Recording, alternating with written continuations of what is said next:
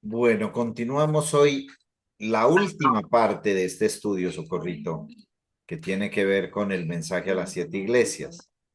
Ya hemos recorrido bastante, creo yo, ya casi llegamos al final de este marco que nos ha llevado bastante tiempo.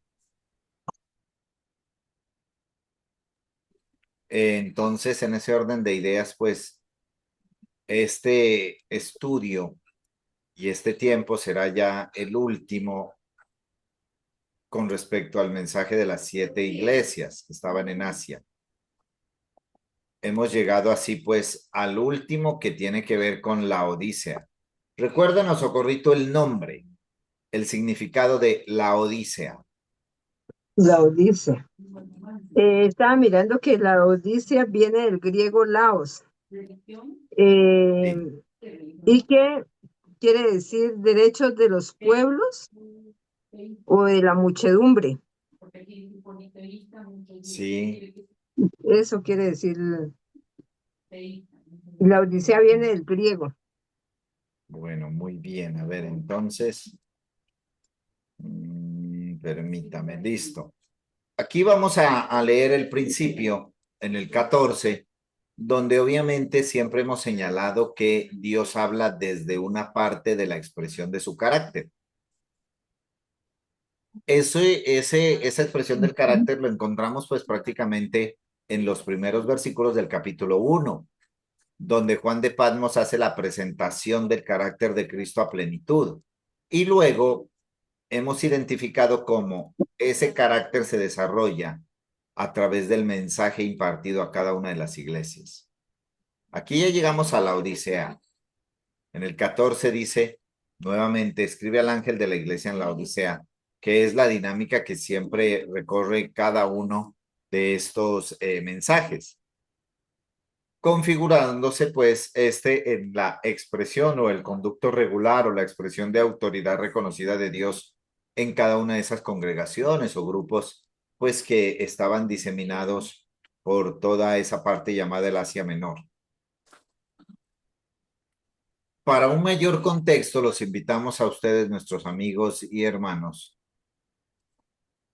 a mirar nuestros anteriores videos donde hacemos la reseña y el contexto histórico, cultural y también religioso de cómo era la Odisea en el tiempo en el que se dirige esta carta. Esto es el primer siglo, prácticamente desde el año 0 hasta el año 100. Es el contexto particular de la Odisea. Hablamos de 100 años de historia, lo que a su vez, pues para ninguno es un secreto que crea una cultura bastante férrea y arraigos, pues, en aquellos que habitaron esa geografía, esa zona allí. Aquí dice, he aquí el amén. Esta es una parte, pues, de suma importancia en esa primera declaración, el amén, porque estamos hablando de el consumado, el pleno, el sí de Dios. El sí de Dios, pero no a toda petición humana. Recordemos que el término amén es el sí de Dios a todo conflicto que Dios quiso solucionar a través de la mente y de la gestión de su Hijo Jesucristo.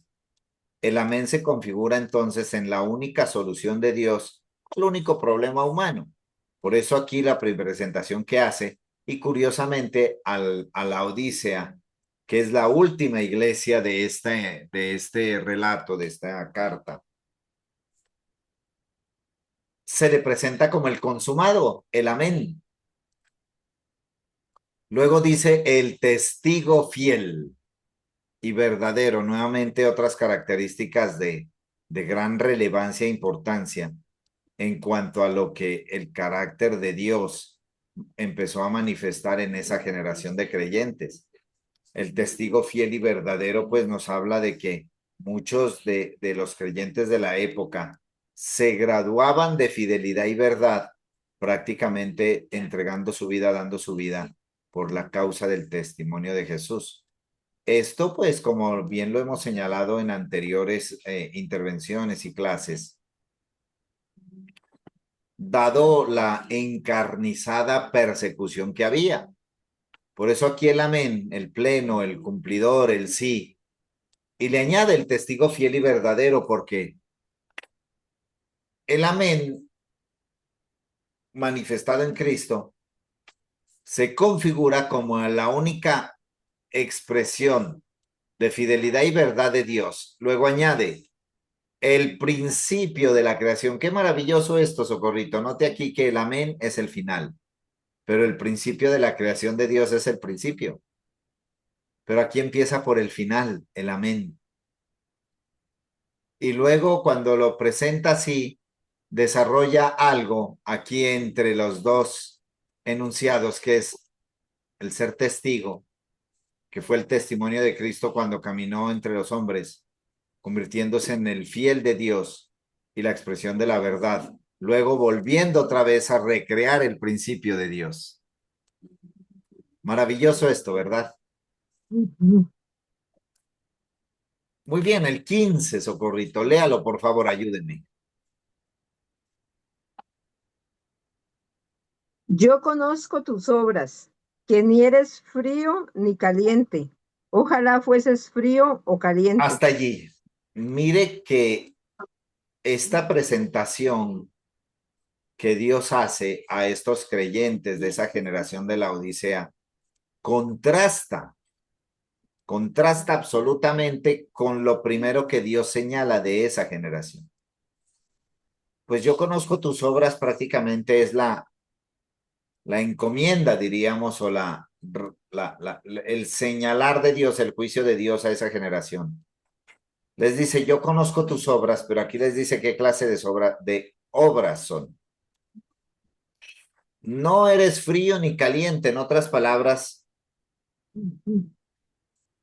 son, como diríamos nosotros en esta generación, ni chicha ni limonada, ni fu ni fa, no han definido su carácter y es prácticamente, yo podría decir, Socorrito, lo que estamos viendo en esta generación. No solamente en cuanto a lo espiritual o religioso, sino en toda formación de la gente de esta generación. Eso lo podemos resumir, Socorrito, cuando hablamos de la generación de cristal. Ujú.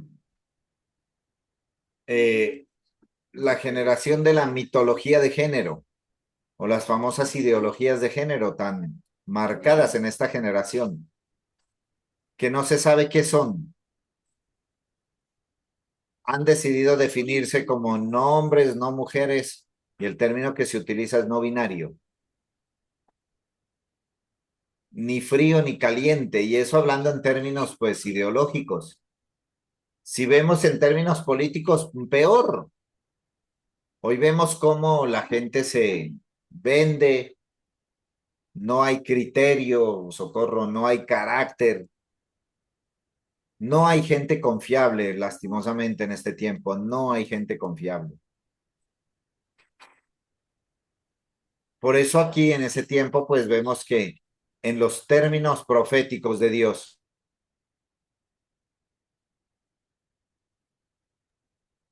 en los términos que Dios reconoce carácter, aquí les dice que Dios no lo reconoce como ni fríos ni calientes.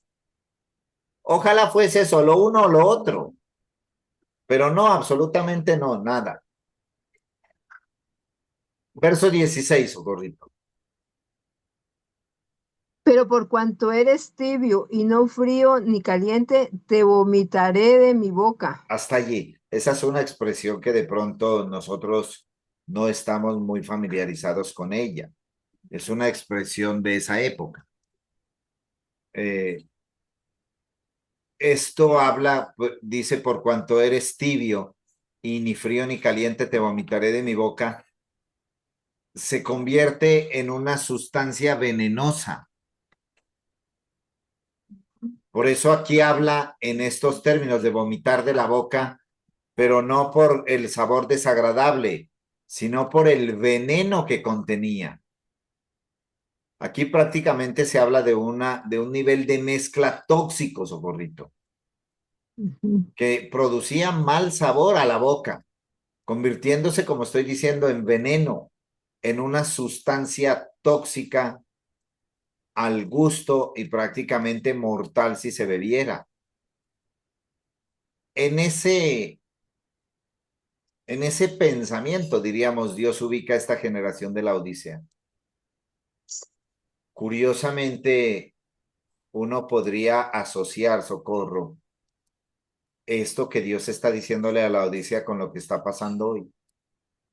¿En dónde? En muchas partes de nuestras congregaciones por todo el mundo.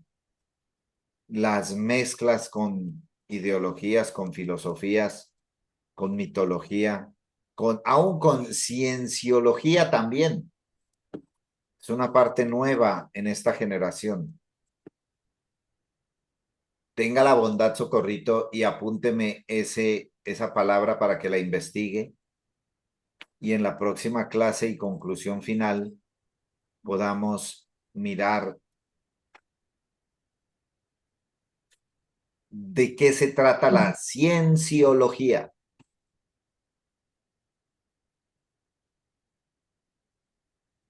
Hay muchos famosos involucrados en eso, en la cienciología.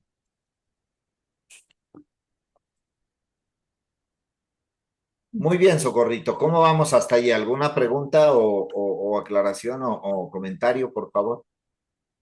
No, hasta ahora no. Bueno, ya explicó lo de te vomitaré de mi boca, que yo me imaginaba otra cosa. Claro. Pero sí, hasta ahí vamos bien. Muy bien, entonces quiero enfocarme haciendo una comparación, un paralelo entre el versículo 15, Socorrito, y esta generación. Esta es una generación de las mezclas. Por eso, desde la mente de Cristo podríamos nosotros poner en contexto estas palabras, estas declaraciones, esto que vemos no solo aquí en Apocalipsis, sino en toda la Biblia. Porque recuerde que en la Biblia hay un espíritu incorruptible que ha estado vigente siempre. Por eso es que no podemos despreciar ni demeritar lo que está escrito en las Sagradas Escrituras. Pero sin la mente de Cristo, ese contextualizar de la palabra de Cristo, pues es prácticamente imposible, porque el que se atreve a tomar versículos de la Biblia sin la mente de Cristo, pues queda prácticamente expuesto a la descontextualización y a una fe caduca, como también lo hemos visto. Hay mucha gente hoy que tiene una fe caduca, una fe que no corresponde a la realidad de Dios, una fe que hoy no corresponde a lo que Dios ha establecido, una fe que hoy no corresponde como dice aquí, al principio de la creación de Dios, porque este pasaje, perdóneme, aquí en el versículo 14, el principio de la creación de Dios no está hablando de Génesis, sino que está hablando de Juan 1:1, de cuando el Verbo se hizo carne y habitó entre nosotros, dando origen al cielo nuevo y a la tierra nueva. Entonces, a partir de allí, de esa nueva creación, mi querida Socorro, no de Génesis, como estoy diciendo, no estamos hablando del principio del alma viviente, sino que estamos hablando aquí, y Dios está hablando de Jesucristo, su Hijo, testigo fiel y verdadero, el amén, el principio y la creación de Dios, a partir del cual Dios recreó todo espíritu, uniéndolo al espíritu de su Hijo. Por eso cuenta como la nueva creación o la creación de Dios, el principio de la creación de Dios. Recuerde que Génesis simplemente quedó relegado a un tiempo cronológico para los hombres, pero para Dios el principio de la creación es Cristo Jesús, y ese principio de la creación de Dios, si bien es cierto, se manifestó en Génesis, no podemos desconocer lo que se recreó todo en el principio de la creación según Dios en Juan 1:1. Como digo, cuando el verbo se hizo carne, ¿ok? ¿Entendido? Sí, señor, entendido. Socorrito, el 17. Porque tú dices, yo soy rico y me he enriquecido y de ninguna cosa tengo necesidad. Y no sabes que tú eres un desventurado, miserable, pobre, ciego y desnudo. Wow. Bueno, tengo una tarea de consulta para el próximo sábado. Por favor, tome nota. Socorrito, investigue el significado de cada una de estas palabras, las que he resaltado en amarillo. Desventurado, miserable, pobre, ciego y desnudo.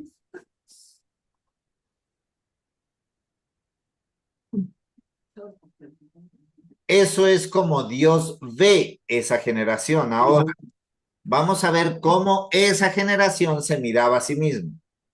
Mire, esa generación se miraba, aquí también investigue esto, rico.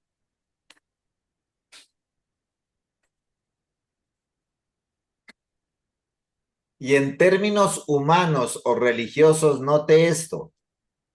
De ninguna cosa tengo necesidad. En otras palabras, se miraban plenos humanamente hablando. Ujú. Materialmente hablando. Sí, entonces investigue qué significa la plenitud humana.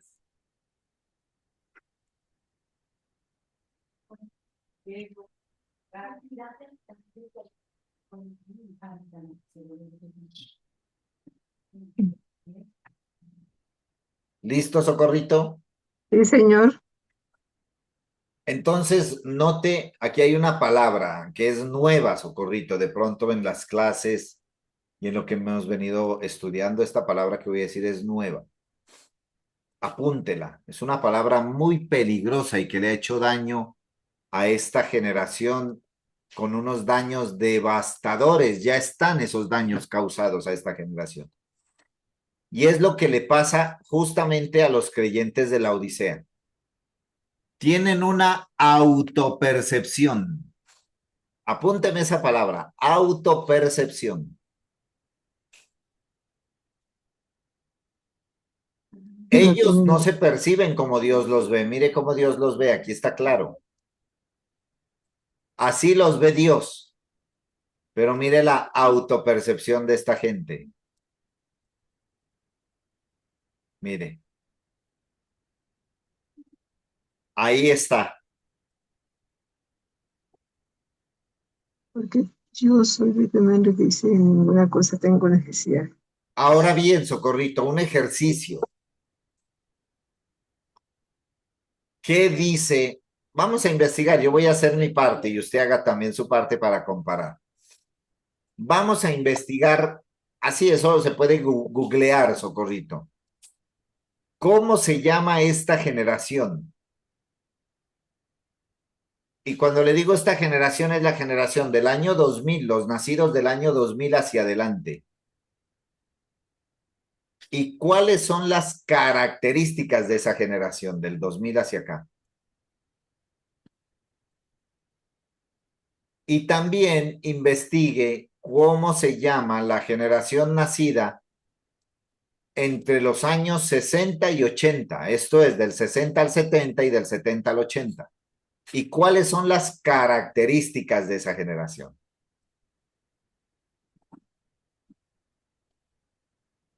Le anticipo lo maravilloso que vamos a encontrar.